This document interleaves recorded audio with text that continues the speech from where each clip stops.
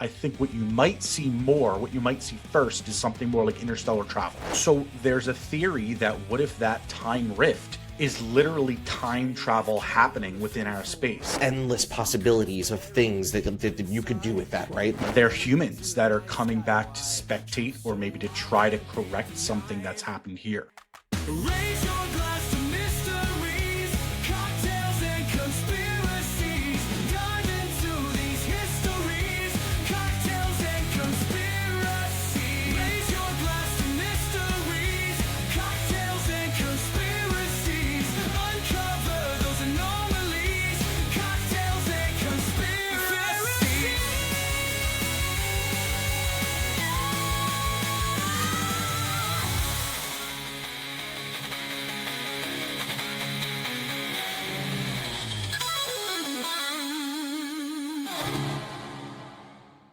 Imagine a world where the past is not just a memory, but a playground of possibilities, where the future is just a mere decision away. Time travel, a concept that ignites the imagination and stirs the very fabric of reality. It's lingered in the shadows of our collective consciousness, whispered about in secretive circles, and explored in the realms of science fiction. What if I told you that there are those that believe that time travel is not just fiction? That it could be a hidden reality, cloaked in layers of government secrecy and in ancient legends? From the mysterious tales of time-traveling individuals to the enigma of lost civilizations, we delve into the labyrinth of time itself, exploring the theories, the stories, and the unbelievable experiences that have captivated humanity for centuries. Join us as we unravel the threads of this phenomenon, and remember to pour yourself a cocktail, for the journey through time is best experienced with a drink in hand. Welcome, ladies and gentlemen, to Cocktails and Conspiracies. We are your hosts, your conspiracy realists. My name is Shane Squark, here with the barely making it alive tonight for you, Mr. Phillips. Hey, you know what? That Mr. Phillips describes exactly how I'm feeling right there. I wasn't going to really blow your ear out with that one, Mr. I'm Phillips. so I thought that appreciative might of that. hurt. My heart is beating for you. I'm shocked to see that yours is still beating. It didn't seem I like don't you know were how going it to make is. it tonight, and I thought I was going to be doing this myself. We're gonna call it. This is got like my flu game, right? So like Jordan had the flu game where he had the flu Sure. and he destroyed. I forget who it was. Maybe the Knicks. I don't know. He always destroyed the Knicks. This is my flu game. I don't think So I'm gonna you're- perform nearly as well as Jordan did. You're gonna get, as I told you before, you're gonna get a lot of yeah, a lot of that. You know. Well, if you're anything half as good as Jordan, this is going to be one of our best episodes yet. And I'm Did you ever watch the Tom Green show? Did you ever watch the Tom Green show when you were a kid? very long time ago. Yeah, I'm not a big Tom Green comedian guy. So like, But yes, I'm aware of what it is. you remember how he had it set up kind of like a late night talk show? There was him. He technically had a co-host. They had a guy named Glenn. I know this is very, very off kilter right now. I don't know if Glenn you remember Guff, that. right? Yeah. Yeah, Glenn Guff. And he literally just sat there and just laughed occasionally. There you go. I'm gonna be Glenn. That's what you're going to do tonight? That's what I'm gonna do tonight. All right. Well, I'll do my best for our audience out there to be more of a storyteller tonight instead of a conversationalist. And then maybe we'll get a couple laughs out of Tim every once in a while right here. Maybe. For me, this is an episode that I've really been looking forward to. So I'm a little upset that you're a little under the weather, but we can always kind of sometime in the future go back in time, record another one, and post it again there. That's the beauty of these types of things. We can go But back in it's- time. You get it? Back in time. Yeah, so we should get you on a soundboard or something so you can really get that going. Time travel to me has probably been one of my favorite what ifs. And I think that could be said with a lot of people. You know, there's the school of thought that, of course, time travel is real, but I think that most people sort of look at it as one of those wish list type conspiracies that they wish were true, but that they Right. probably don't believe that it actually is, that it's not plausible at all. I Despite fall the into that fact that category. right, and you know, the science that is behind it is extraordinarily difficult to wrap your head around. It's very much theoretical, right?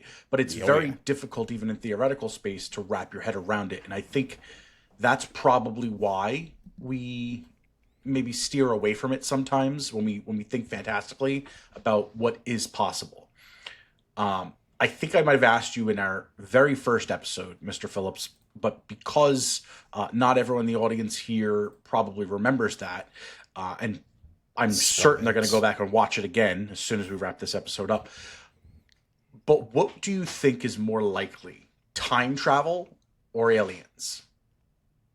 I believe I remember what I said then. I believe I said aliens, and I would agree with that today. I think that the universe is just so vast. There's no way that we're alone. And then you couple that in with the fact that and you just mentioned it, right? Like, the science behind the potential for time travel, to me, is just like, what the fuck did you just say? Like, it makes no sense. I am not nearly smart enough to comprehend a fraction of that. So I'm like, no, okay, yeah, that's great. I just can't follow it. I can't follow it. That's fine. What do you think? That's fine, because I think most people are in the same boat there. With that question, the only really reason I bring that up is because I feel like if you put time travel against any conspiracy ever, did the government get involved with JFK? Was the moon landing faked? Are there alien abductions? You pick your poison in whatever conspiracy theory you want. When you compare it against time travel, I think it's safe to say that 95% of your average people, not people deep into conspiracies or off the wagon here, but 95% of people will tell you that the opposite against time travel is most likely going to be true. Time travel from a scientific standpoint kind of breaks down into a couple different ways. So, in all likelihood, it's very easy for us to time travel into the future. And probably the easiest example of that would be going to outer space. Our Earth is really spinning on an axis, right? Right. Sorry, flat earthers. We're going to assume that this is real here. Our Earth is spinning on an axis. We have 365 days. We're wrapping around the sun as we're kind of looping around ourselves as well as internally here. And so our perception of time is really just based on our journey around the sun and our little ball kind of spinning around in itself. So when you leave our planet, your days aren't moving the same as they would on Earth, right? Right. A lot of that has to do with gravitational force that's being pulled to the planet. It's moving at a certain speed because of all the factors that play into that. I'm not going to try to go too sciencey here. One, because I don't know all the terminology. I don't want to sound like a complete idiot. And two, because, well, it's kind of spits in the face of what we try to do in this podcast. But in any case, there's theories that if you were to get close to a black hole, right, time slows down because of the way the forces are out in outer space at that black hole. Everything else continues to move, but it's slowing down for you. So if you were to travel around that black hole, let's say one loop, and then come back to Earth, you might have advanced Earth 100 years and you've jumped into the future.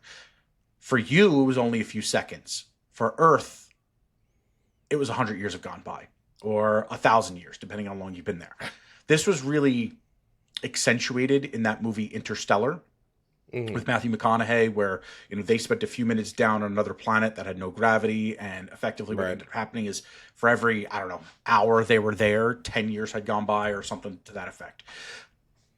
And so I guess from a scientific standpoint, we've always known that the ability to kind of jump into the future exists, so as long as we can get up to that speed. There's also the idea that if you can go 1 mile under the speed of light, so the speed of light is a measurement as speed, right? So it's not really 1 mile. They're two different metrics. But if you can go 99.9% of the speed of light, the same concept is true. You'd be going so fast that for you, it would be just a short period of time. For Earth, it will have zoomed forward period of time. The question really is, how do you go back in time? And, we'll get into that a little bit more later, but the science around that is a little more sketch, because now you have to start to think about, quantum mechanics and a multiverse theory and the fact that all time is happening all at once, right? And so that's where the interdimensional travel comes in there. I can kind of get with the whole all at once thing, because if you I don't know. I stop and I really think about time, right? Like, what is it? Like, it's not a thing. It's just the passage of events, right? It's a series of events that are happening, and one could be sitting there doing nothing, and someone else could be running a marathon, and those. So it doesn't matter what the event is. It's just events passing. So like, thinking about it that way, time it's not really anything. I know I'm getting like weird. I'm having what I like to call a high thought. So I can't indulge in cocktails right now because it's the last thing on earth I want to do. I'm that sick. For sure. So I'm having one of those high thoughts that if I were not, there's no way I'd be thinking about this right now. But it makes so much sense at the moment. No, it Time does. isn't anything. And I'm actually maybe I'm glad that you're kind of in that different state, because this might be a conversation that you wouldn't have on the cocktail side of the show, which don't you worry, listeners. I'm here for you. I'm here to protect you. Time is a construct that we have created. And it's funny because we started Cocktails and Conspiracies with episode 100. And when people asked, we joked, well, time is a construct. What does it matter if we started at 1 or 100? This episode is going to be 202.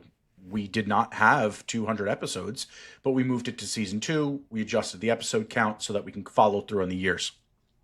The point being, though, even though we joked that time is a construct, it's very serious that we created that based on exactly what we talked about earlier, our movement around the sun and the spin of our own globe. That is how time was created here. That's how the hours of the day happened. That's how our year cycle happens. Sure.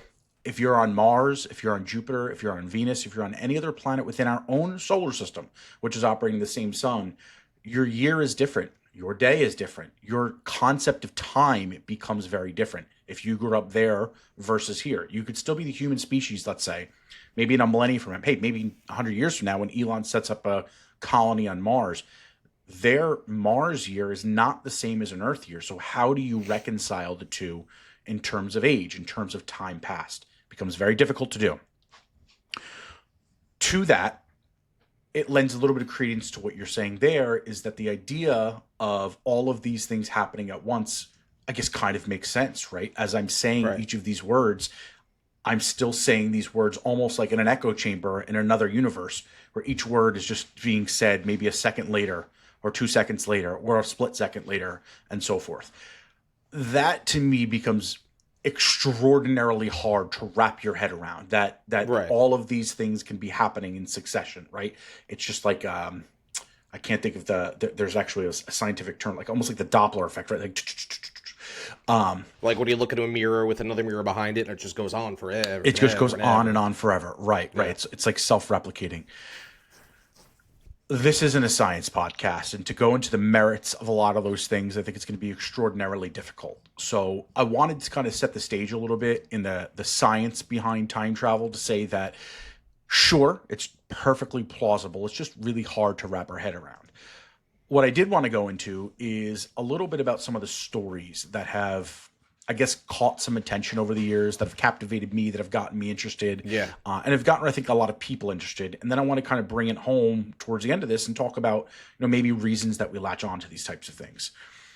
One of my favorite stories, and it's a more modern one for me to know, or for me to have heard, but it is probably one of the older stories that you'll hear in time travel in modern days, is the story of Rudolph Fence. Are you familiar with him, Mr. Phillips?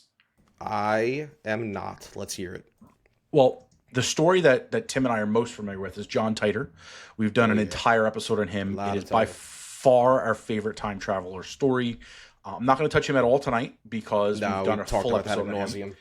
And we talked about him on our recap episode. Yep, literally last week's episode, you got that as well. Again, I could talk Titor all day long, but today is not the day for that. So go and check out those episodes. But that is probably where I would normally start here. Rudolph Fence, though, is another cool story because it's a quick one. Basically happens in the 1950s, maybe the year's 1950, maybe it's like 1957, somewhere in that time frame right there. All of a sudden, Times Square, middle of New York City, a man is dressed in completely outdated clothing, just appears right in the middle of Times Square. Witnesses described him as being bewildered, kind of has no idea where he is, walking around confused. Moments later, he's hit and struck by a car, killed. I do feel like I have heard that before, yes. I don't remember the car thing, but I do remember that. Yeah. There are That's iterations of the wild. story that say he was walking around and got arrested. There are iterations that say he was hit and struck by a car. I like the car one because it's a little more sudden and happens really quickly. Well, but in either well, not iteration only of the that, story, think about, like, I mean, I don't know how, like what the time period these observers would have placed him in. Yep. But if, let's just say this guy came from a point in time where cars didn't exist, they weren't even a thought. You have no fucking idea. You just got to stay away from that thing. you're time traveling ahead in the story. Exactly. It's exactly that. So whatever variation of the story you believe or you've heard, whether it's him getting hit by a car or him getting arrested, effectively authorities find a handful of things on his body. A copper token for beer. It's basically like a token they'd give you at a bar, an old brew pub. Here's your token. You cash it in, you exchange it, get a beer valued at 5 cents. It's bearing the name of an old saloon that nobody's ever heard of. There's a bill in his pocket for the care of a horse and the washing of its carriage, issued by a stable on Lexington Avenue, which of course no longer exists. Right. You said this is the 40s, right? This is 1950. Yep. Even later, early 1950. 1950s. Yeah, yeah. Okay. There's around $70 in banknotes, but all the currency was out of circulation, so unusual to carry those around, but not, I guess, out of the realm of possibility if you're a collector. And then business cards that identified him as Rudolph Fence, with an address that led to nowhere. And I guess most strangely of all, none of these items had shown any sign that they've aged. They look very out of date, very old. They reference old places, completely out of date. Right. So as the story goes, Detective Rime, R-I-H-M, don't really know how to pronounce that. He's effectively Ream. tasked. Ream, is that you think that's what it is? I have no idea. I just wanted to say that. We'll go it. His first name's Hubert. So Hubie over here is Hubie. tasked with identifying the man, trying to find out the clues, looking up Rudolph Fence, can't find anything, ends up searching out there's no public records of this guy. He ends up looking up the name in the phone book just for shits and giggles and finds a Rudolph Fence Jr. in the directory. Goes up to Rudolph Fence Jr.'s house, encounters a widow. Jr. passed away. And he talks to the widow. Detective says that he's got this guy, Rudolph Fence, and she explains that, well, my late husband's father actually went missing mysteriously in 1876. No trace. And he had been 29 years old at the time of the disappearance, described him, and his description matched the guy that was killed in Times Square. Further investigation at that point. What's continue, that? But we need to, I said continue, but we need to do math. I'll leave you doing the numbers down. math. Go ahead. Yep.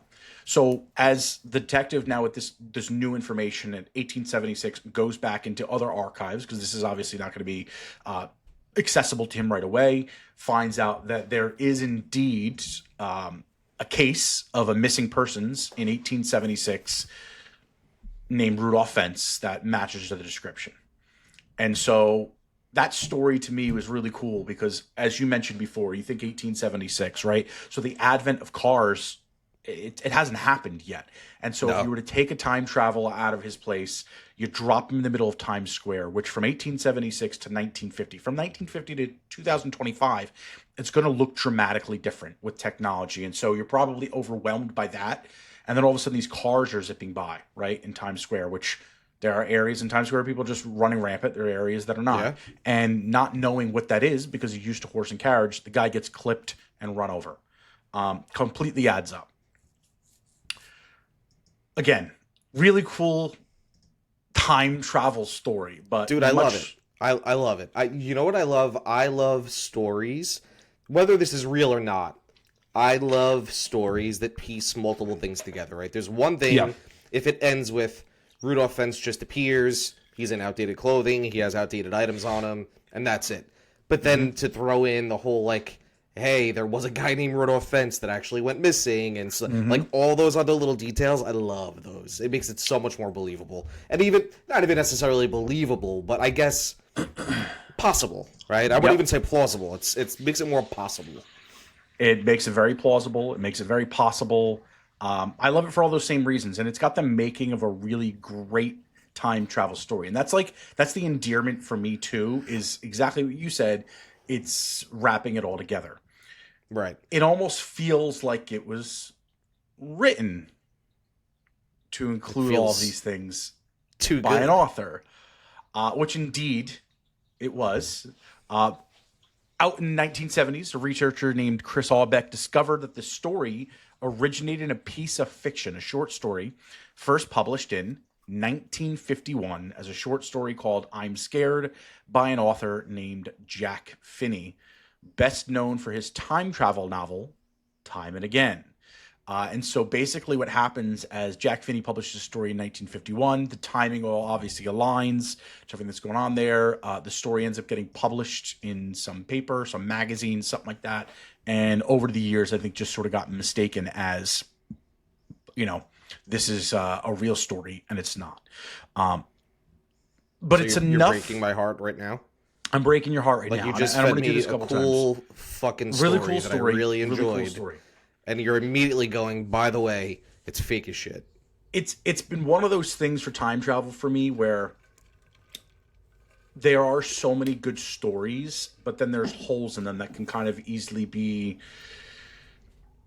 dissuaded, right? And Right. that's a perfect one. And I think that's always why people are so reluctant to buy into time travel, is because you hear this really great story that seems perfect, and it seems very plausible, and it's got all the makeups to that, right? And then all of a sudden, you find the truth to it. But I think that's important for us to be doing here, is to find Right. that truth.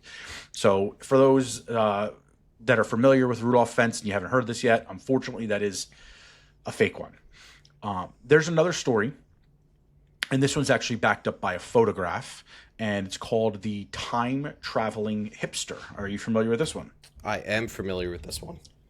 Can you explain it to us? No, but I know that I've seen it before. So I'm going to go ahead and pull up a photo here of the Time Traveling Hipster, and this is going to be one for you all that are listening to this and maybe not You're watching lucky your I'm still computer. breathing. Yeah, that is true. We're really holding on for dear Anybody life that didn't here. watch from the beginning and skipped, they're gonna look at me and just go, "What the fuck is wrong with this dude?" Anyway, all right. Yep. So this, I'm very familiar with this photo. However, I time-traveling don't hipster. know I don't even say backstory. I don't know the occurrences after the photo and the research that people have done. So I'm excited for you to give me that info. Yeah. So this photo is taken in 1941, real photo. It's been looked at 1,000 times. It's been verified as unaltered. It is what it is. It's as real as can be. Again, 1941 taken, South Fork Bridge in Goldbridge, British Columbia, which is in Canada. And the photo itself, is included in the collection of the Virtual Museum of Canada and shows a crowd of people gathering for an event. So among all these people who all pretty much look the same, you've got this random dude right here who sticks out like a sore thumb.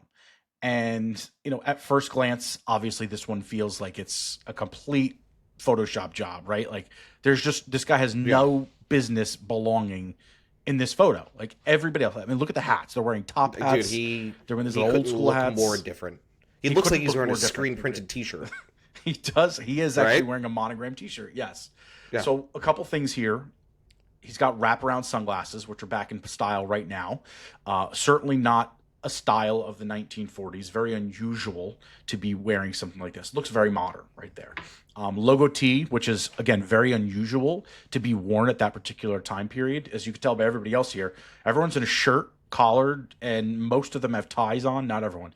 Very well dressed, especially for what appears to be an event. Even if he's from this period, you look very out of place for this event. So just a little odd to have been there.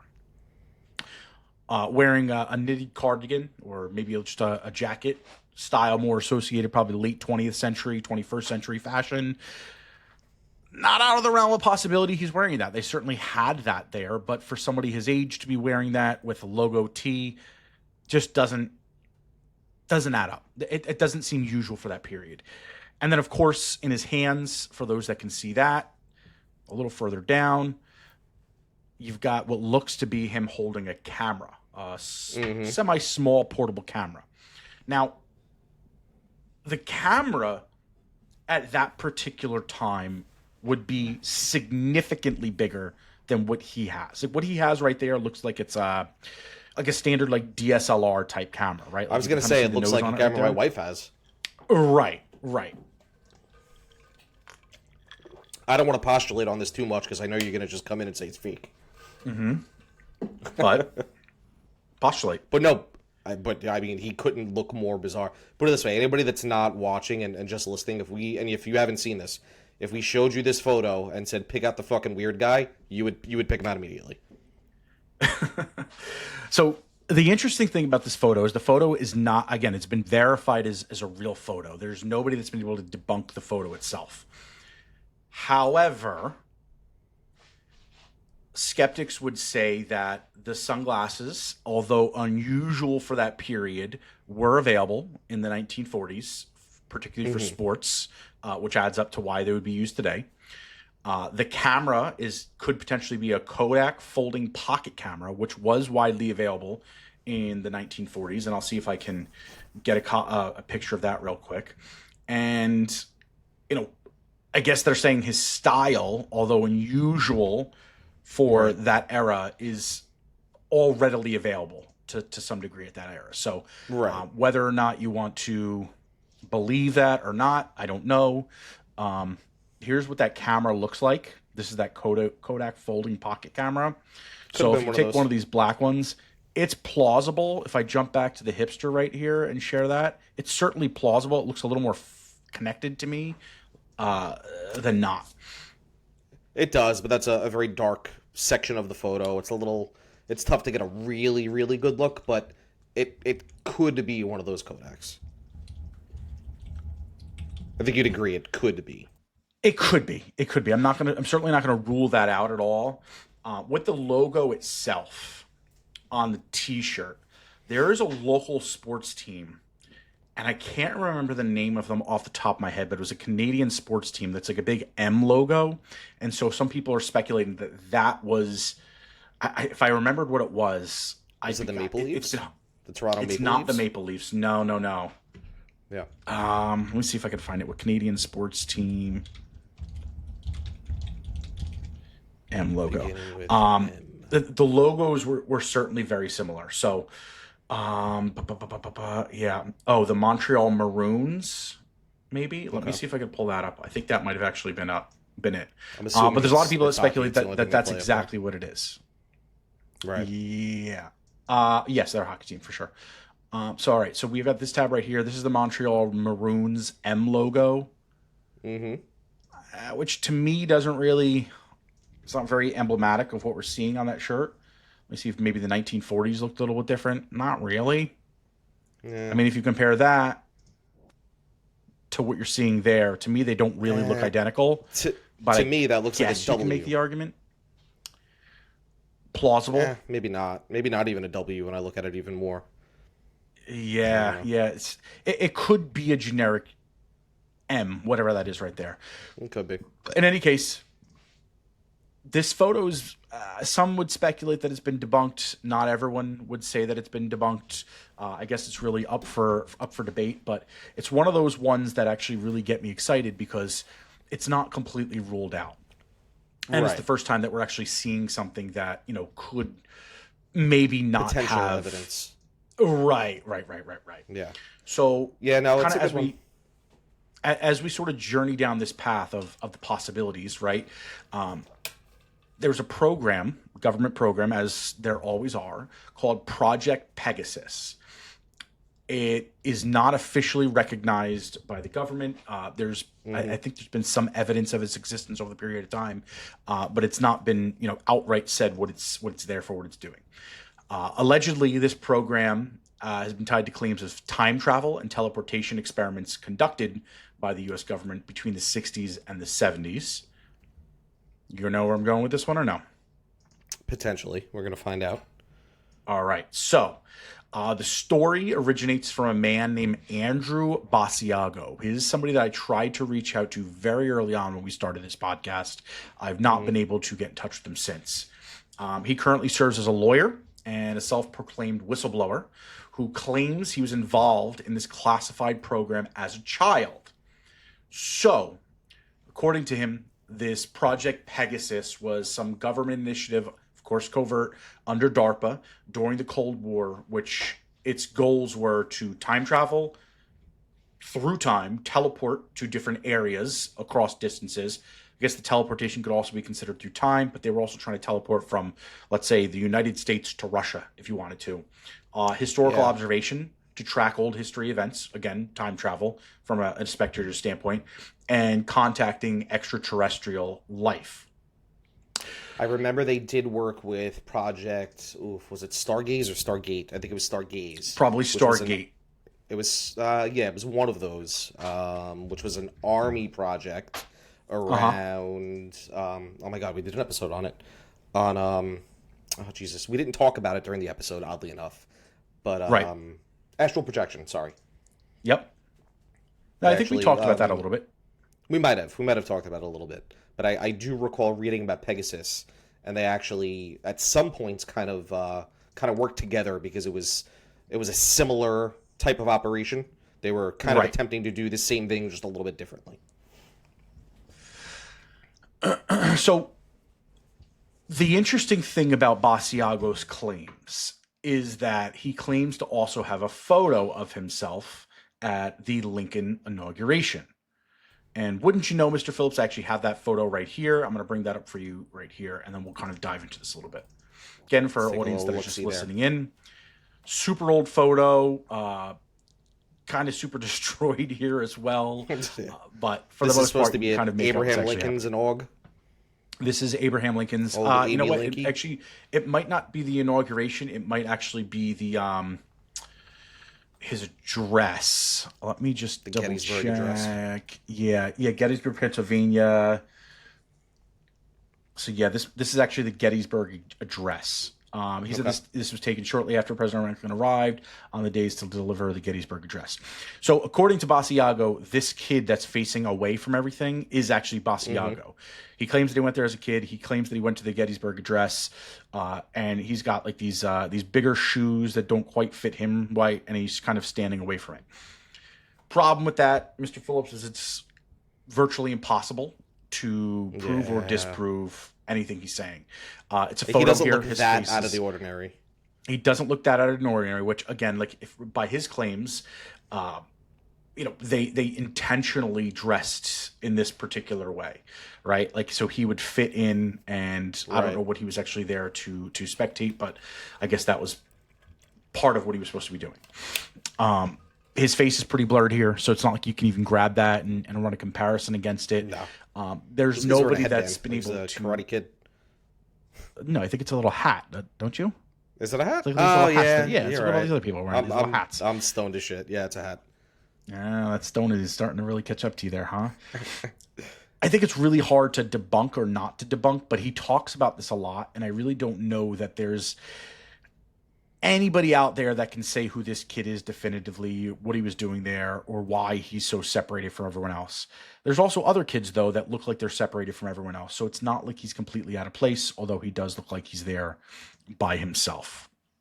Now, in addition to traveling back to the past, he's also claimed to have traveled to the future, went out to 2045, where he claims he visited a crystal city.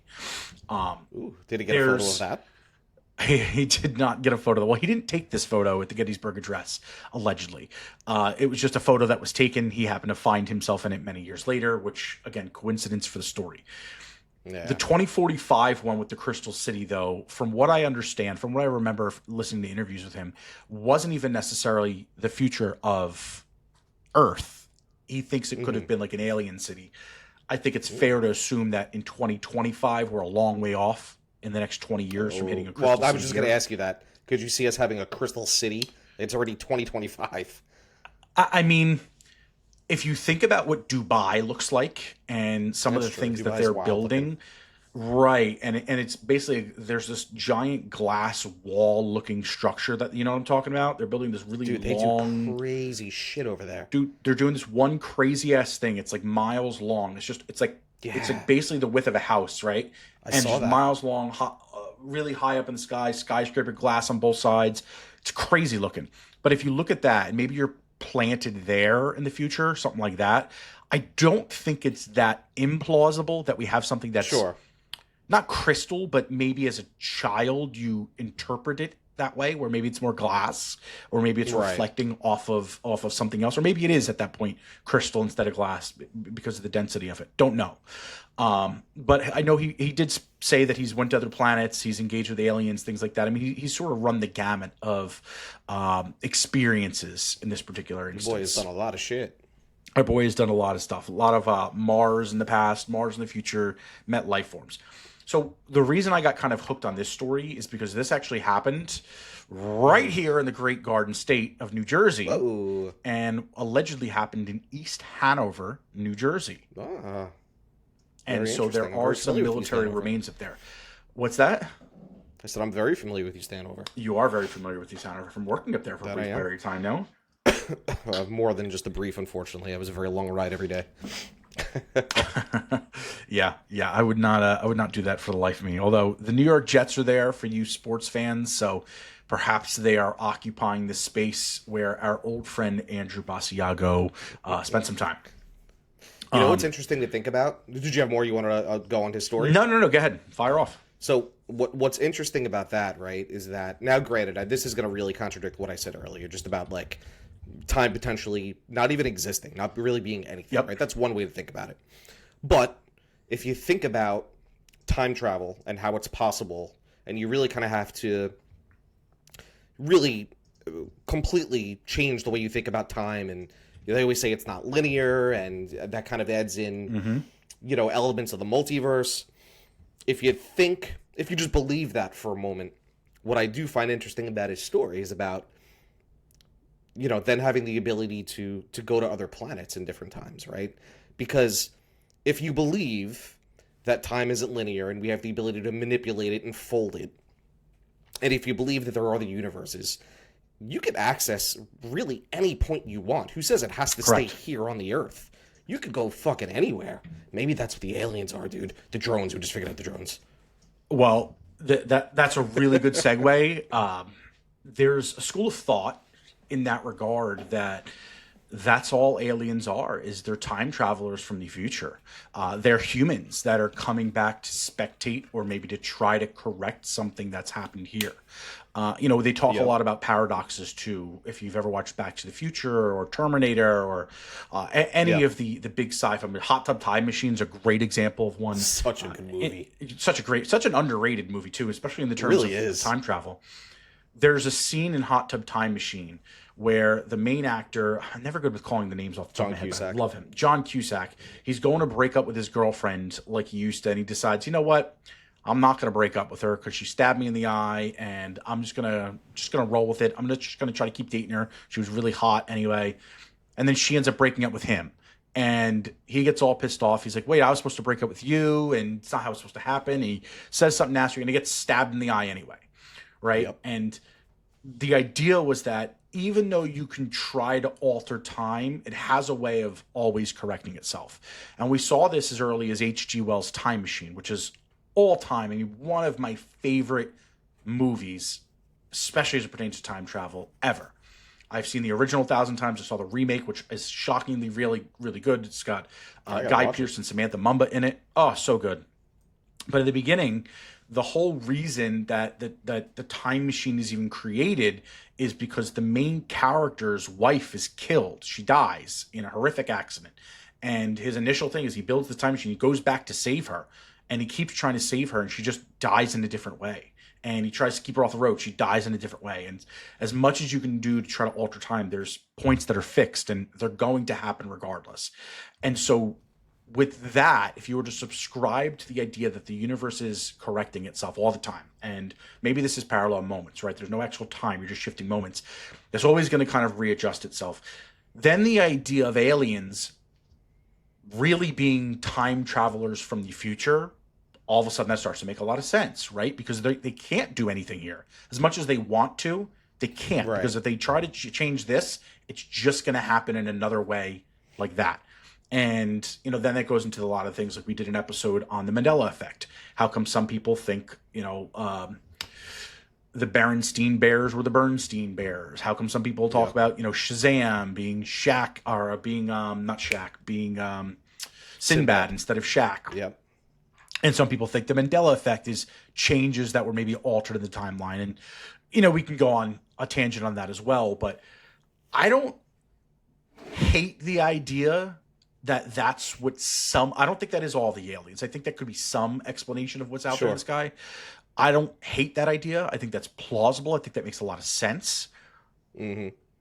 It is weird that they're always in a spaceship, though. You know what I mean? Like, why would you need to be in a spaceship for that? Unless that's your time machine, baby. Well, you read my mind. Yeah, that's your time machine. And if you think Yep. about what we're looking at here, again, we're going to go based off of science fiction a lot, but you're looking at an orb or you're looking at a disc or something circular, right? But ultimately what's happening is it's always spinning. And that's obviously to manipulate gravity around it so it can move and Right. travel at really high speeds and turn on a dime, and all that stuff makes sense from alien craft. But if you start thinking about some of the orbs, it also makes sense from a time traveling device, right? Again, if you're liking back to the time machine, what really was it? It was spinning and it was creating this sort Right. of rift, it's a ripple. You're creating a wormhole, which is what you'd need to traverse to the other side of the galaxy as well, as a wormhole. And you're creating a bubble around yourself so you don't just crumble within it. So the idea that you're wormholing here, it's not that off-brand for what we know or what we think we know are UFOs or alien crafts. Another theory, Mr. Phillips, and I'm going to throw this your way because you are the king of this subject. All right. What about ghosts? What about ghosts? So you know what? I know There's I a got school of shit thought.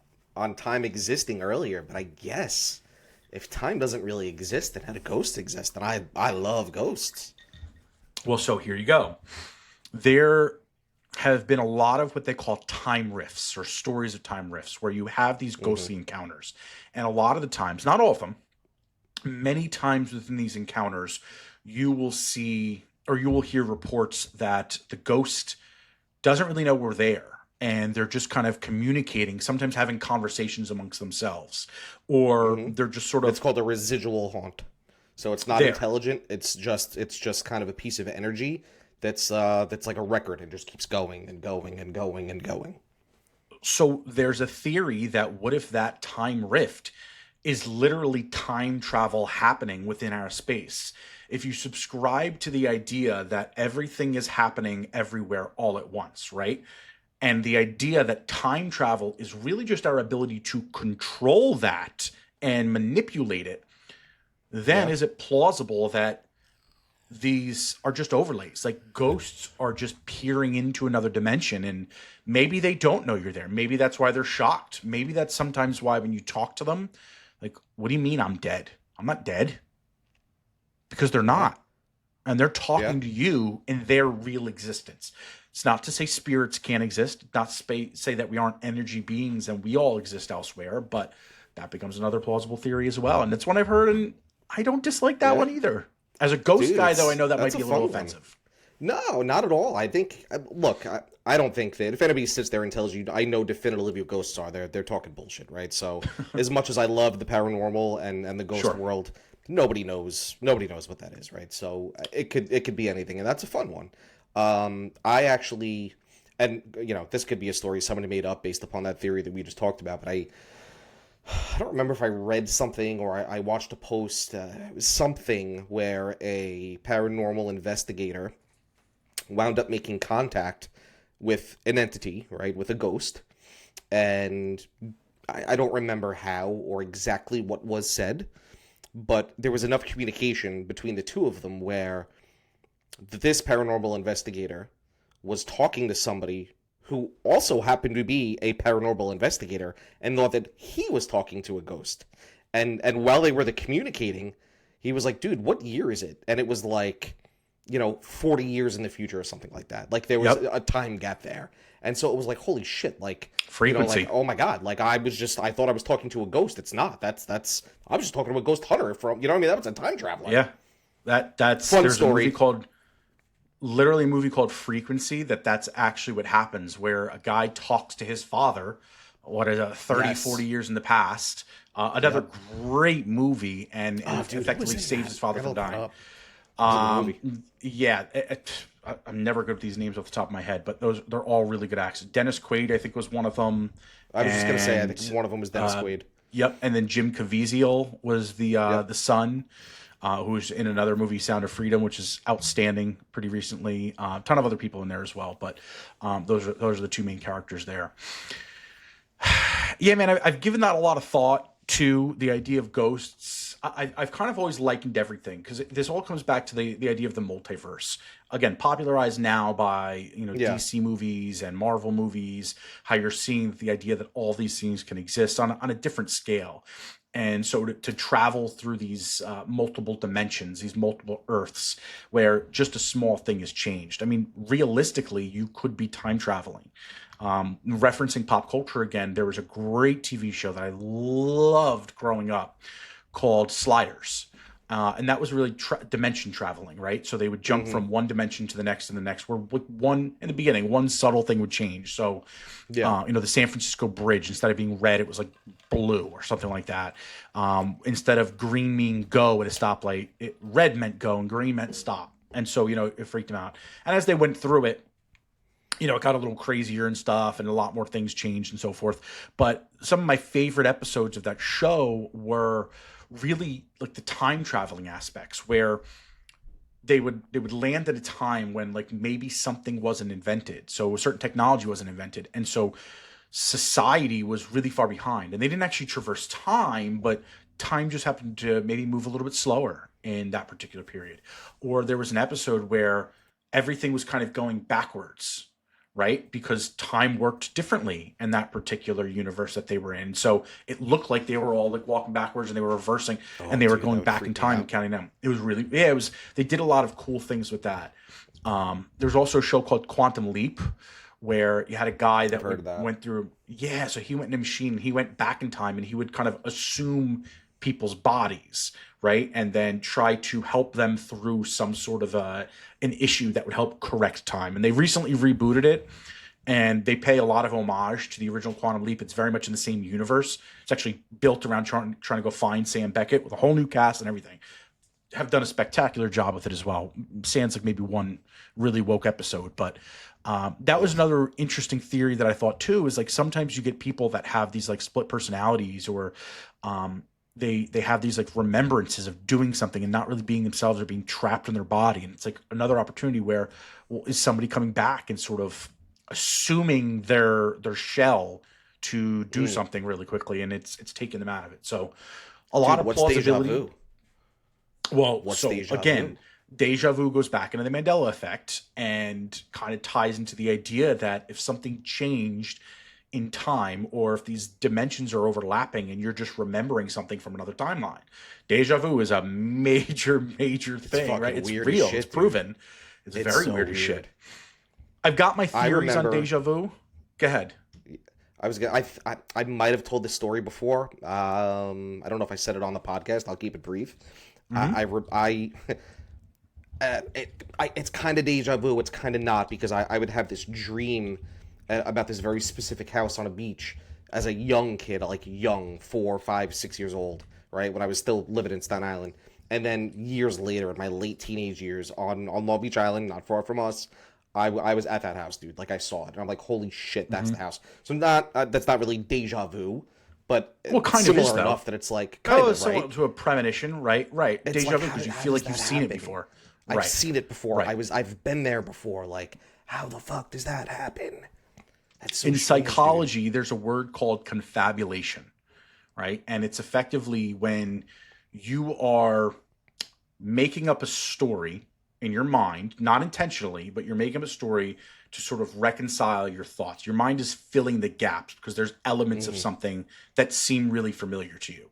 And I tend to think that parts of deja vu, much of deja vu is probably that, where like you're remembering, or there's a detail in there, like maybe this house just looks like another house you've seen, and you're filling in all the rest of the gaps now, and you're creating the story in your mind, and that's where deja vu comes. The reason it's used mostly in psychology is because people are going through traumas or trying to just basically like recraft a vision around the world to block out any traumas that have happened to themselves generally. Or Confabulate. you hear this in if you guys are into true crime, anybody out there, you hear this all the time where witness testimonies are the most unreliable thing you can get because Yep. people want to be helpful. And so they might have seen one thing and they just try to fill the blanks in. And that's why, you know, if they start to hear things or watch the news, stories change all the time and the stories get more, you know, dramatic and more precise. Well, that might not be because they're remembering it. Maybe they are, but generally it's just they're filling the blanks. Their mind is making it up to reconcile the issue there. And all subconsciously too. That's the wild part about it, right? Like that person isn't brain's intentionally interesting thing. trying to deceive anybody. Their brain is literally just, as you said, filling in the blanks without The brain is an without your interesting knowledge beast. of doing it. So tying all those pieces together is why, and I know we're sort of bleeding topics a little bit here, but it's sort of one of the only reasons I would believe in parallel worlds, multiverse, alternate dimensions, things along those lines. There's a lot of different names for it. They all have their subtle nuances and whatnot. But the idea, it's always been harder for me to wrap my head around the idea that this is happening a billion, million, trillion, gazillion, infinity times all at once, right? Like the idea of time travel to me seems more realistic than alternate dimensions or parallel worlds, right? To me, that's how it is. But when I break it down more, I guess they do kind of feel hand in hand because parallel worlds solves time travel. It solves the Mandela effect. It solves premonitions, psychics. It solves ghosts. It solves a lot of the world's problems. I guess not the world's problems. I guess the time travel problems, the questions around it. We've seen time travel examples in other ways throughout history too. So I want to bring up one other quick screen share here for you, Mr. Phillips. There's no audio to share, but this is a Charlie Chaplin film called The Circus, and you see this person walking. Yes. What does she look like she's doing? Look like they're on their phone. Yeah, yep. I've seen that. Right. And so this is one of the most famous ones. Yep. The debunk is basically saying that this person is using a hearing aid, but if you watch, they're actually talking to themselves too. So why would you? Be Yeah, it looks like they're actually having a conversation with someone. Right. So again, just another really weird one that's sort of played out there that's not really been debunked or not. And this was not in the final film either. This is cut footage from that circus one. But there's other footage that's like that out there from a lot of silent films too. So sneakers and other phones, things like that. People coming out of work shops and they're on a phone like that, or they're using specific devices that seem off. It's out there. Did you ever see there's one, I think it was a guy in the background of a Mike Tyson fight. And it looks like he's texting, and I don't remember when the fight was. Sometime in looks the like he's got a phone, the 80s. Yeah. Looks like he has like a smartphone. Yep. That's another interesting I'm one, gonna see if I can pull that one up. Time travel. Do you remember who it was? The Tyson fight? It was definitely Tyson Tyson. I don't remember who he was fighting. I bet if you do that, I bet you'll find it. Time traveling. Yeah, Tyson fight. time traveling Tyson fight. Yeah, I got a bunch of pictures right here. I'm gonna bring these guys up real quick. Let's do this piece right here. I mean, you could see a couple of them right here. I mean, it blatantly looks like he's got a smartphone, and some of these there's a little light on it, but I don't what like this. the fuck could that? That be? looks like it's a regular smartphone that he's raising up right there. Right. Like that looks like a smartphone. I've This is a young seen- Mike Tyson. So all right, this- so everything says 1995. So yeah, this is 1995. So this is what they're saying it was, is this Casio, which is right there. So again, very plausible that now the lights don't to me look like they line up. I mean, here's a bunch of other options here too. There's the Casio, probably not this, but it's plausible. I don't know. It just seems a little off. But those are the things about time travel that really intrigue me. Right. Because if you were a time traveler, wouldn't you go and do those same things? Like witness some of these greatest moments in history and be a part of it. I would love to do that. I think we've talked about this before in a bunch of other episodes. Yeah. Like some time periods you would go back to, like the ancient Egyptians, to see like the fuck were you guys really doing? Yeah. You know, cool stuff like that. It's probably one of the most fun theories to think about. It's my favorite. I think about it all the time. And the stories are really limitless that are out there. And, you know, again, most of them I think have probably been debunked to some degree. We've got like The Man from Taured. Have you ever heard of that one? Yep, I've heard of that one. Don't ask me to describe it. Well, we just posted it on social media on all of our did. accounts pretty recently, so that was a really good one to check out. I'm not going to dive too much into that one. You guys can kind of do that research on your own there, but that was a really fun one. There's plenty more outside of Rudolph Fence. That was the big one. Here, I'm going to pull up a list that I actually had. I'm not going to go through all these, but we've got the Chronovisor, which was actually a device that would allow you to tune in like a television to different events throughout time. We've heard a lot about this, and there's prints out there, like blueprints on how to build your own Chronovisor out there. Do it at your own risk. The green children of Woolpit. In 12th century England, 2 children with a green skin appeared in the village of Woolpit. They spoke an unknown language and claimed to be from a land without sun. Andrew Carlison, who was a time-traveling stockbroker. So in 2003, he turned $800 into $350 million. Got arrested, obviously, because they think he's doing insider trading. And says he's from 2256, offered predictions to avoid jail, ends up just kind of disappearing after somebody comes and gets him. Never to be heard from again. Said he would get all the money back. He was just having fun with it. Obviously, we talked about Taured, Project Pegasus. There's so many other. There's the Philadelphia experiment, which deserves its own episode at some point down the line. That it does, yes.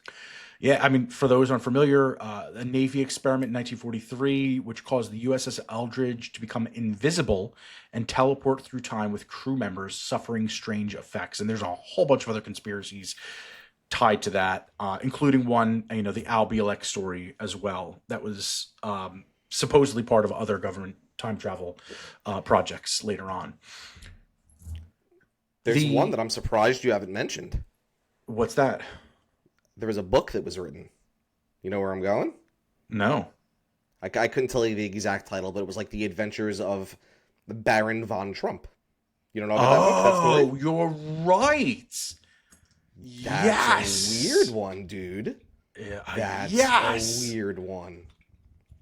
All right, so let me get the synopsis about this.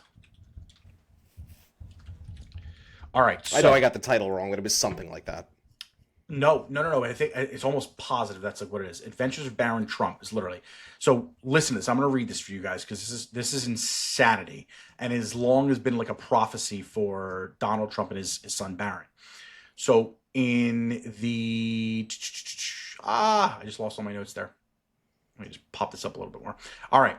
In the 19th century, an American lawyer and author named Ingersoll Lockwood wrote a series of satirical children's books about a guy named Baron Trump. Okay, 19th century, that's the late 1800s for Sony. So, for example, the travels and adventures of little Baron Trump and his wonderful dog Bulger was 1889. And then Baron Trump's marvelous underground journey was 1893. So this is long before Donald's ever a whisper in the wind. And remember, his name was not Trump either. It was Trumpf, I believe. And it was later changed by his father. These books follow the titular character, Baron, a wealthy boy from a prestigious family who goes on fantastical adventures. He's guided by a mysterious manuscript written by a mentor by the name of Don. And his journeys involve time travel, exploration of alternate realities, and unusual scientific phenomena. So, of course, this pops up around the 2016 election. Donald Trump's in the news here, and the name Baron Trump pops up because it's his son, and it's absurd. You think of father, son, mentor, son. It lines up really well. Yep. So the name Baron Trump is the big one. It's Donald's youngest Trump. Could be a coincidence, of course, but it could also be a little bit of prophecy here. The mentor is named Don. We kind of covered that. And then we start to talk about adventures in time travel, exploration of strange otherworldly realms. One of the books that this guy Lockwood wrote in 1900 was actually titled The Last President. The story begins in New York City with chaos after the election of an outsider president, and the president resides in a Fifth Avenue hotel, which, of course, you draw parallels now to Trump Tower, which is also located on Fifth Avenue, and themes of political upheaval and division resonate eerily with current events that have happened in the past several years, and, of course, as now. Where this story gets crazier, Mr. Phillips, and why I've always been so fascinated about I was things waiting like to see if time you were travel. going to tie that in. Go ahead. God damn, I completely forgot about that. Man, see, we always hit our stride right around that hour mark. Yep. Where this story gets crazier. So, one of the things that's always been a tell for me in conspiracies, in fantastical science fiction, is what do the smart people think about it? Einstein, general theory of relativity, Stephen Hawking, right? Nikola Tesla was trying to invent time travel. He also invented what was called a ghost phone, or maybe a ghost radio. One of them was him, the other one was Edison. They were competing devices that were trying to talk to ghosts and were successful in doing so. Whether or not they were ghosts, to be decided, but they did hear voices, which is now the technology that is used in ghost hunting. If you have guys did not listen to our ghosts episode in October 31st. Okay.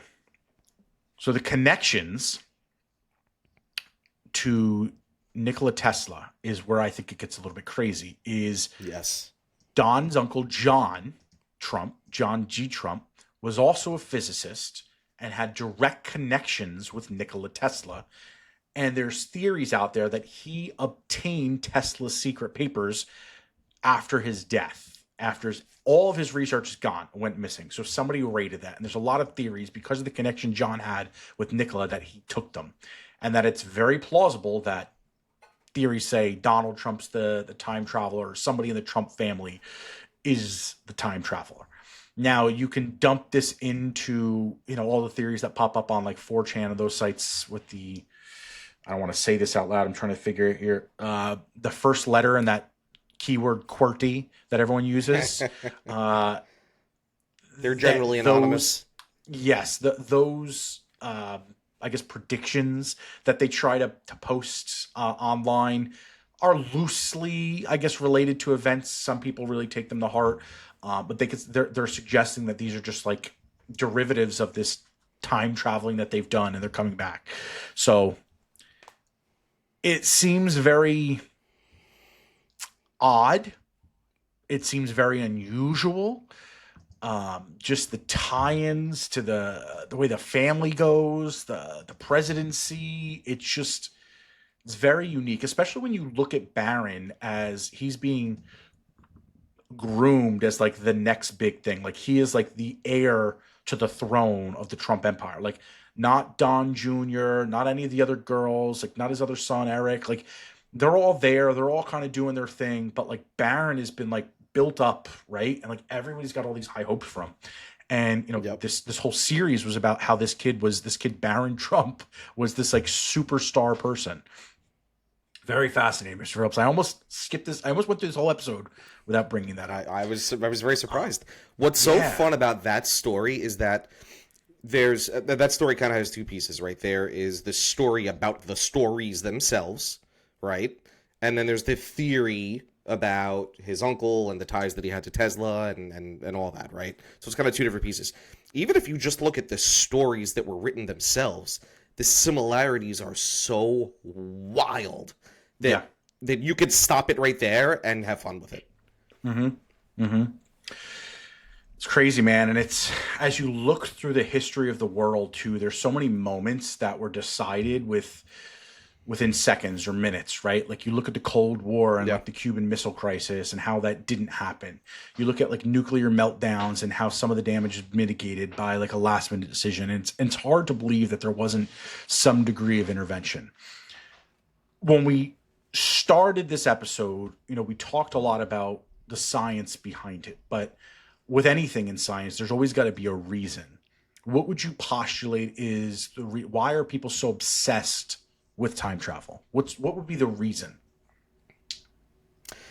Oh, geez. Well, because you could do so much with it, right? So, you can go back and fix and or change your past, right?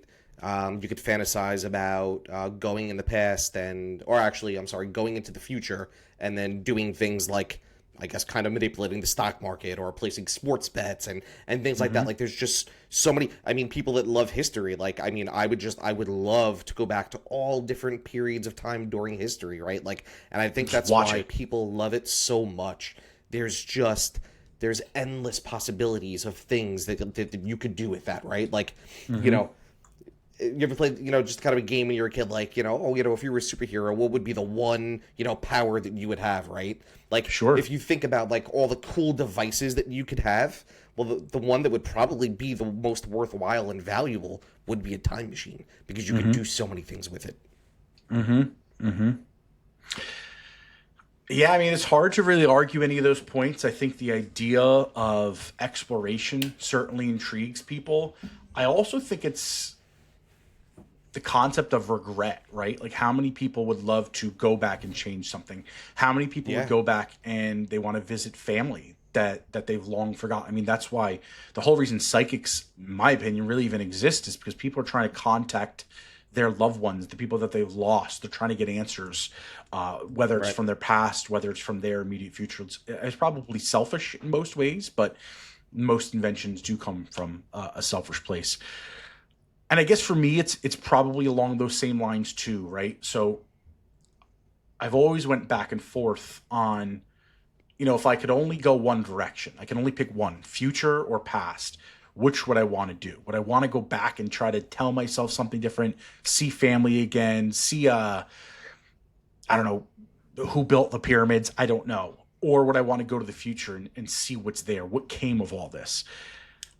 I don't know that I can even answer that. I often think, and I often change my mind. I guess it's depending on what we're researching at that particular time, if I really want to know the answer to it or not. Valid.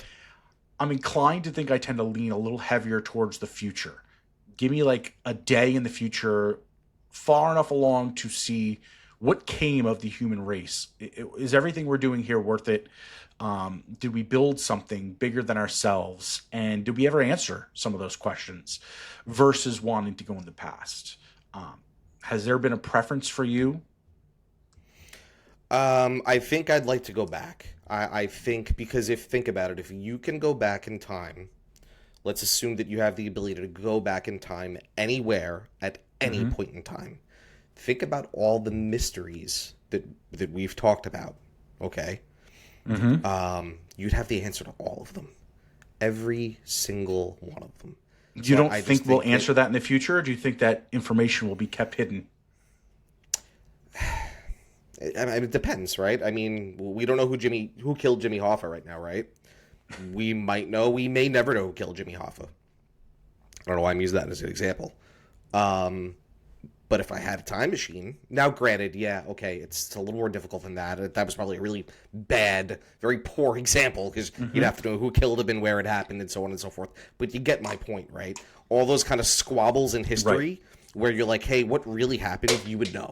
Right. And like, I love history. I'd love the ability to go back and just kind of solve some of those things. I don't. And having said that, to answer that question, I don't. No, I don't see how we would, unless we do literally develop the ability to traverse time. I don't think you do get those answers, unless AI becomes so goddamn good. Unless this new Google chip is that good, maybe that could do it. Who knows, baby? Maybe the AI overlords will Quantum will be able to tell us stuff. computing, man. Quantum computing. Yeah. I assume you heard, because I know you're up on all that stuff, that like apparently they feel like they've proven the multiverse. Yes. Well, in order for a quantum chip to work, theoretically, it would have to operate outside of what our perception of the universe is right now. So this is, if you guys remember Todd Feehan, he's been a frequent guest of our show here. In one of his early episodes, we talked about recoding binary language. And we talked a lot more about it offline, where Todd had a vision on what effectively was quantum computing. And his idea, to summarize it, was really to expand the rules within bits. So, 0 and 1. For those not computer language, when you look at binary code, you've got 0 and 1s, which operate as on or off. And a series of those will create a letter, and then it creates a sentence, and so on and so forth. And that's really the basis of what's happening with computers. But those are controlled by hardware. So you have a 32-bit computer. You have a 64-bit computer. That predicates what you're able to process, right? Like there's 64 bits. So there's 64, call it, opportunities for a 0 and 1 to have an alternating variation or sequence, which obviously gives you millions and millions of possibilities there. Todd was saying, without changing hardware, can we just reprogram what they're doing? And came up with a wild theory on how to potentially do it. And theoretically, it would work, but I could.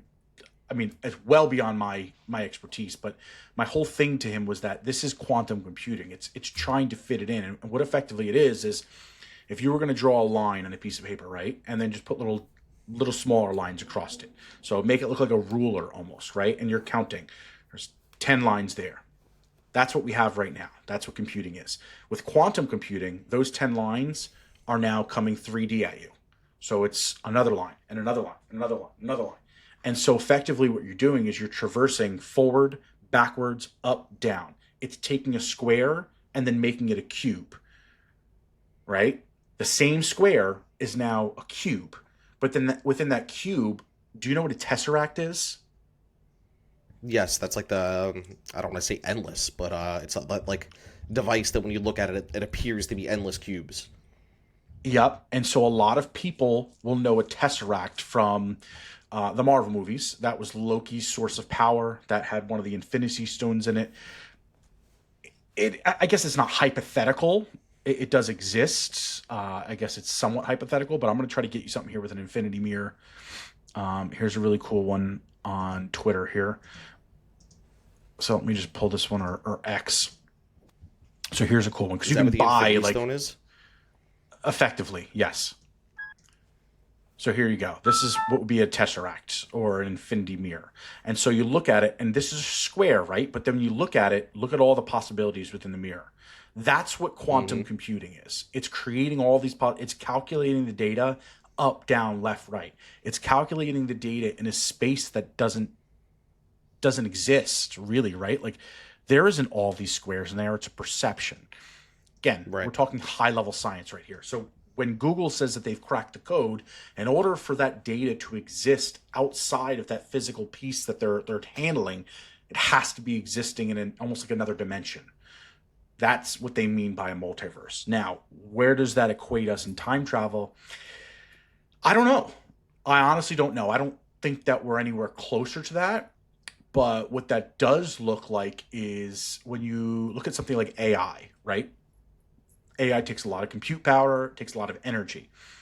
How do you expand AI to actually become intelligent, right? To reach that point of the singularity? Well, you need to shrink everything down.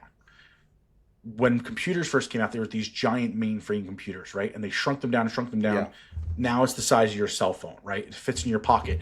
Your cell phone is stronger than some people's actual computers, and your cell phone is exponentially more powerful than those mainframe computers that took up a city block used to be.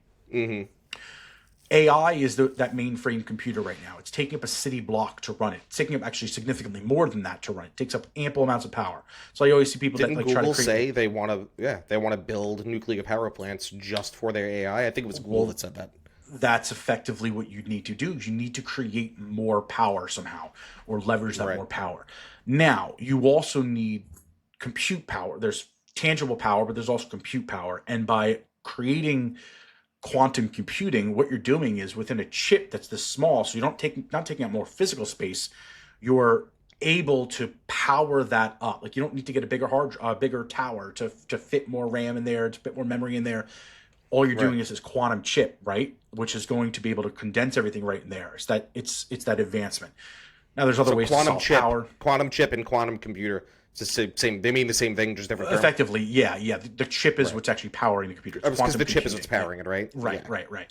So the idea of nuclear is that you can conceivably create a mini nuclear reactor and then power the computer with that nuclear reactor. And, if it's self-contained and it's small, then, it really shouldn't be able to be used for anything malicious. We aren't the people to talk about power, but there's a lot of science behind nuclear energy, that really should be the way that we're going to go because it's effectively limitless energy at that point. Not limitless, but more energy, better, cleaner energy than we're getting right now at a much significantly stronger rate. Based upon what you know about it, did Google crack that code? Do they have a quantum chip? There's no way I'd be able to know that. I can only know what they tell us because they're saying they do, right? I mean, I think I'm getting that right. They're saying they do, but they also say a lot of things. People Yeah. say things because they want to get money. They want to get people hyped up. I Right. mean, Google's come out with a lot of products and they've crashed and burned. But those are like, off the book products or projects that happen. Like most of what happens at Google is stuff like that. Google was trying to build an elevator to space, quite literally an elevator. That- Yeah, I mean, you get on it, you shoot up. Like that was a project that was at Google. There's all these things happen all the time. Google had self-driving cars. They had them years ago. And the guy that was in charge of that program left to go to Uber and was building it. Uber was going to have this like a decade ago. And Google basically came back out, slapped a cease and desist on Uber. That guy couldn't work in the self-driving autonomy anymore. So all of the work from Google and from Uber was gone. So that set them all back. They would have beaten Tesla to the punch by a decade. But yeah, so there's a lot that happens all the time there. It's very plausible they're close. If they're close, they're not the only ones. Just like the AI things. Yeah. OpenAI wasn't the first one. They certainly aren't the only one now. All of these companies are doing it. Once one does it, they all do it. And it's like a nation too. They have people that spy on it, that try to leak stuff back and forth. You can't keep these things in wraps forever. So we will be going in the direction of quantum computing. My senior year in college, I took a master's level class as an elective to finish out. And one of the things we had to do was speculate on future technologies. And we talked about everything from the Google phone to the like over the air frequencies being reserved after a cable would kind of sunset out, which Verizon ended up buying, and Google spiked up the price in the bidding war, which unlocked a portion of that frequency to third-party providers, which is why now every provider can do it. We talked about a lot of things. Every single one of them have come to fruition except quantum computing, and quantum computing is going to be done very soon. The ramifications of that. You think that we'll have quantum computing one day? Yes. Yeah, not one day, like 5 years, no questions asked. Wow. Yes, we're very on the precipice of it. They've been working at it nonstop. The problem you have with quantum computing now is it obliterates all of your algorithms, all your security protocols, crushes them. You've got a computer that can move at literally exponentially stronger and quicker speeds than anything that we have right now. So if you think about like a brute force hack, what that is when they try every single combination of passwords to get through from one character to 64. It doesn't really matter how long you make your password. Eventually, that would get through. Quantum computing could take what we have now, let's say the max level of encryption you could possibly have right now. Quantum computing can break it in less than a second, instantaneously. Wow. So in order to protect against that, you basically have to roll out all of your security upgrades to align with quantum computing, which lays into crypto. Is if quantum gets out there, you could effectively wipe out crypto in an instant because you'd break all the algorithms that are out there, all the security protocols that are in place there. So tried to dumb that down as much as I could for everybody. So yeah. One more thing, right? And I've heard about quantum computing for a while now, and basically what I know of it is like it's going to be a really powerful computer. Yes. Like it's like to the normal person who's really just not involved in that world. Like, I think I speak for most people, and I'm like, okay, what does that really mean? What does quantum computing really mean for the average person? Think about taking your cell phone right now. Take your cell phone right now, right? And then I want you to go back to the 1870s, sit down with Rudolph Fence. That's quantum computing. What? Did you get that or no? It's got to be kind of a little bit halfway. So Rudolph Fence in the 1870s was riding a horse and carriage. And when he teleported to the 1950s, he got hit by a car, right? Because he didn't know what cars were. Now take Rudolph Fence on his horse and carriage and if you could use your cell phone and still have access to the internet, AI, everything just as it is right now. You couldn't because, you wouldn't have wireless and satellites and antennas. They wouldn't exist at that point. But let's say they did. Let's say they traversed time with you. They traversed through different dimensions, the multiverse. You now have that device with Rudolph Fence. That would be the difference between the device you have right now and a quantum computing brain. Probably even more than that. Rudolph Fence is not even going to be floored by the device itself. You could talk to people, you can call people, you can video people, you can see them like they're really there in person. You can dial up anything you want. You have AI that can create anything you want. create technologies on the fly that they've never even heard of at this point, and you can show Right. them that. That would effectively be the same jump for quantum computing for us, because again, like, you're taking all of the compute power that we have right now, and you're adding an exponent on it. Like, you're adding times, like, to the 10th power, right? To the 100th power. It's going to be that much more powerful, significantly more powerful. So And then once you do that, think it's a trickle because, effect. Right. So I was just going to say, do you think because of that, that's going to allow us to create things and technology that we can't even conceive of right now? That, like, we Of course. couldn't, we in a million years without it, we can never come up with the things that we could do with it. Like, does that make sense? There's two things you have to solve for. You have to solve for compute power, and you have to solve for power, energy, right? Where do you Right. get energy from, and where do you get the ability to compute sophisticated algorithms in something really small? And so when you look at, like, an AI model right now, right? Like, there's massive amounts of machines that are being used to do all of this stuff. There's massive amounts of processors. If, for those that are into gaming, they always talk about getting a new graphics card and having the latest one. Yeah. And people that are mining Bitcoin, they bought up all the processors, all the GPUs. That's to make their computer run more efficient. Quantum computing replaces all of that, again, by an exponent. It'll replace everybody's. It can replace a state's worth in a chip, right? So the processing power becomes very powerful. So then you can put a self-contained life form, more or less. Like, think about your human body, right? Your brain Yeah. is your quantum computer. There's no chips or anything you're installing in there, but it's running your body. It doesn't seem like it sometimes, because some people are a little dense up top, but your body knows that when you're cut, you bleed. It knows when you get hit, you hurt. It knows to pump. It knows to pump blood through your body. It knows to breathe, whether you're awake or asleep. Think of all the things your brain does that you're not thinking of in your subconscious, right? You're effectively, that's the best equivalent I can make to that. It's like, as you start to Right. look towards computing power, you look into some of the space age type stuff where they had robots walking around with them on other planets. It's not like they were connecting to a home satellite where they were getting this off of chatgpt.com. It's all self-contained within that. And of course, they can uplink and update it, but you have a self-contained computer in it. The next piece is the power. And then, so that's when you think about something like Iron Man, where he's got a nuclear reactor, the arc reactor, in his chest.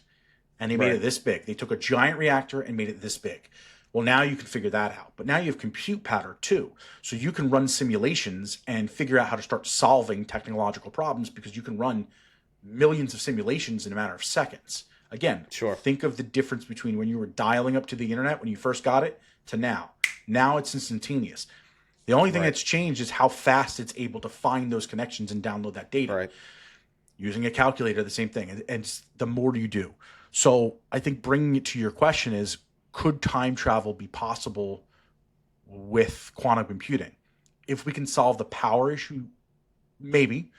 If it exists, I think what you might see first is something more like interstellar travel.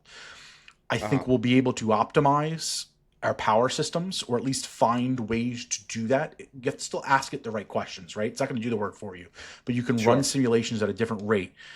And then maybe we already have companies like CERN or organizations like CERN that are trying to create wormholes and black holes and contain them.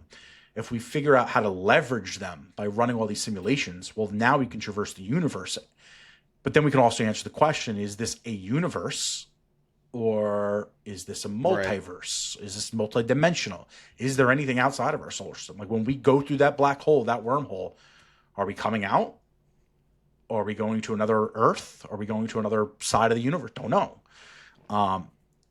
It's a I don't know that we'll hit those things within our lifetime, because, you've got the computer, you still need to put the batteries in it, right? And you still need to kind of Right. figure out all of you got to read the manual. You got to figure out how to use the thing before you can start playing the new game.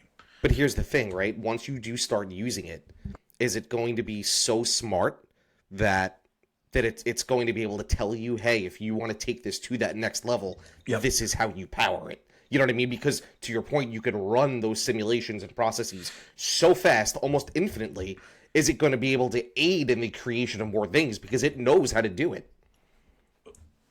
Potentially. So that that's another conversation probably into like the future of like artificial intelligence. Yeah. And, you know, some people want to really keep AI tied down because they're worried that, again, you can watch iRobot or any really AI based movie where intelligence starts to take over, where once it, I prefer right, Wally. That was a fun movie. go watch Wally then. It's once if you create the actual intelligence to start thinking, let me backtrack. All AI right now is machine learning. It's all it is. There's no such thing as artificial Right. general intelligence to what we know publicly. It probably is behind the scenes. There's some speculation that OpenAI did that. So you can't ask AI to create you a time machine because no human on earth knows how to do that. All it's doing is reading what Right. we know and it's regurgitating it to us. And it might put pieces together if you ask it the right questions, but it's only using the data that we have. And even if you took it and just made it read science papers only and you trained it on those models only, still only going to give you whatever we know. Whatever somebody speculated in a patent, it can give you that. If it didn't work, just because you created a patent doesn't mean it worked. Right. Not going to matter. To get it to the point where it's thinking of new ideas means you're giving it intelligence, which also then means that you're giving it the opportunity to say, hey, you guys are fucking this planet up. We don't like you. And it can turn on you as well. And so that's what people are concerned about, is that if you make it too strong where it's out of our control, well, then what happens? You know, are you kind of signing your own death warrant at that point? And Well, dude, that's a culture question. Yeah.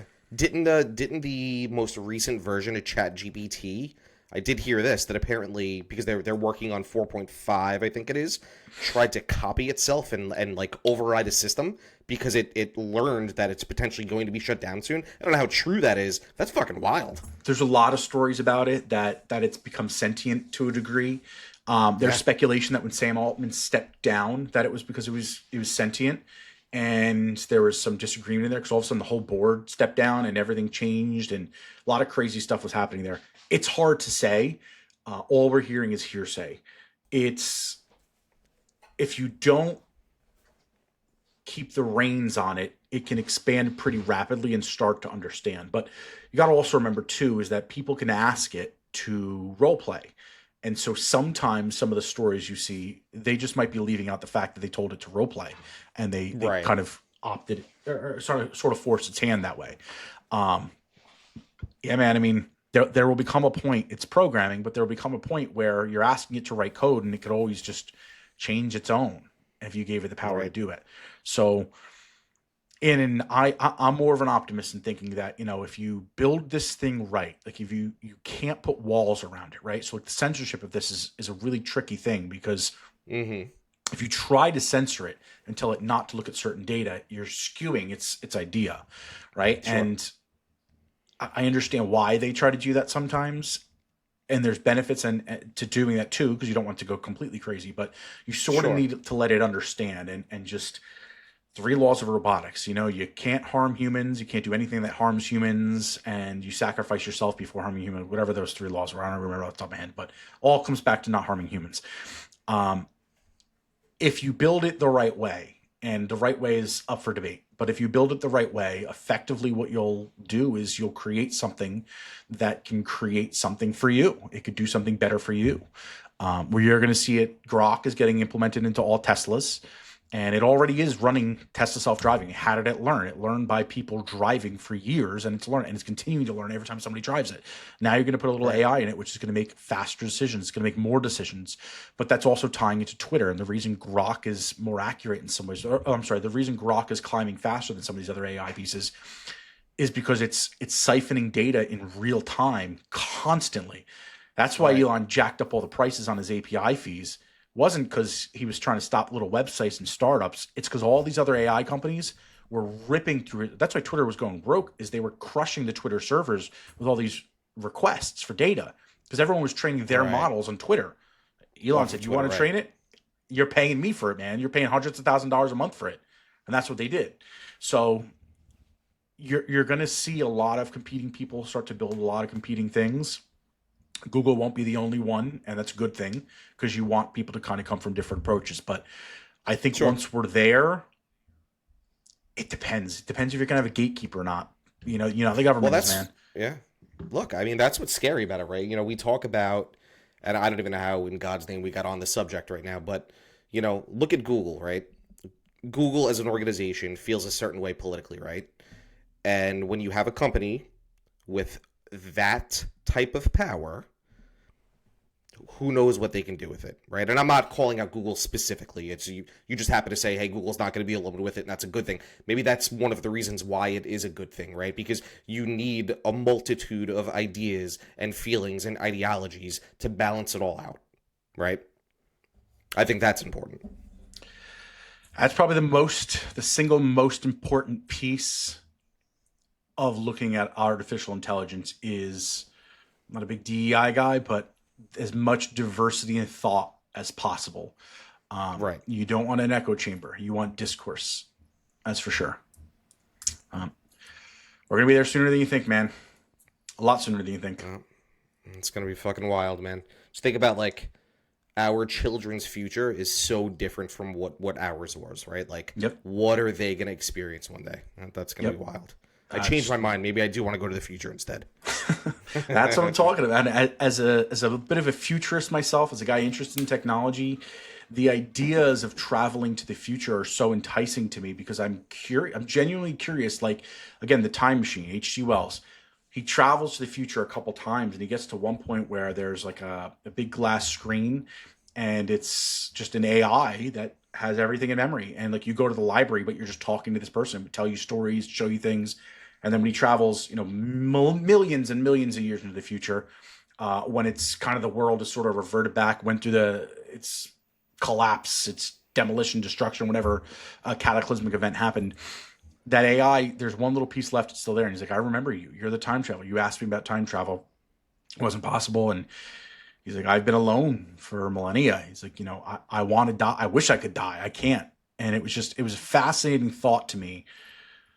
The idea that we would advance, and we've talked about this in other episodes too, is the idea that civilization advances to the point where it's so big and so technologically advanced, which I think just is kind of saying the same thing in just a different way, but it advances to this peak, and all of a sudden it crashes and it's gone and there's no remnants of it, and civilization starts over again. And so we've talked about that in our ancient civilization discussions many, many times, that there's no reason that an Earth that's billions of years old couldn't have went through multiple cycles of what we had, and a cataclysm wiped us out, or we wiped ourselves out. We don't know. But that's a fascinating idea for me to see if I could do it like the time machine and just sort of coast through and like window shop a little bit, and just watch kind it of from the window, just look at it and see it all watch happen. the Earth change and build up and break down, and if it blows up, it blows up, or if it crashes in it, whatever happens, and then see where it is. I don't know that I'd even want to stop, because I don't know that I'd want to get off in an area where who knows what's going to happen. And if we're time traveling, then other people are probably time traveling too. I wouldn't even want to get out of my ship. I just don't. I wouldn't want to risk getting caught somewhere where maybe it's a little unsavory. But it's a fascinating thought. It is. It is. From quantum computing to artificial intelligence, whatever floats for your boat over there. Maybe we might even split this up into two here. Let's snip out that AI piece. I don't know. We'll see. We'll see how it goes. But nevertheless, if you guys are still hanging around with us, it's as good a time to end it as any. Tim made it through. Didn't think he was going to do it tonight. He held on tight for us. I look like hell. If you're watching it, don't look at me. Just look at Shane. Looking better than ever, baby. A little Cocktails and Conspiracy t-shirt right here. Listen, everyone, it's still January 2025. New year, new you.